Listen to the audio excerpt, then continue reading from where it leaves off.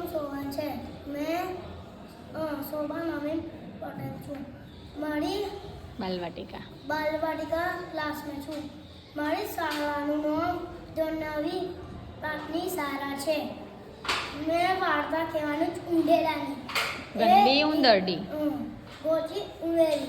એ ઉંદેરી બધો પાયથી જોઈને આવું કે લમ્મા તમે માજો લમાવશો તો પછી એ તો ઉંદેરી ચકલી પાસે ગઈ. તો ચકલી આવું કે મેં તો તાજો નથી લમવાનો, એટલે એ તો આગળ જતી રહે.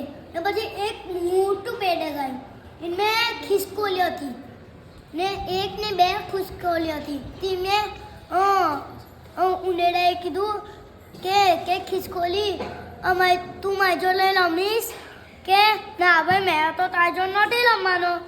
એટલે એ તો આગળ જતી રહે. ને પછી આગળ જતી ને સસલાભાઈ દેખાયા. એટલે સસલાભાઈએ કીધું કે મેં બી નથી લમવાનો તારી જોડે. એટલે એ તો ફેરથી આગળ જતી રહે.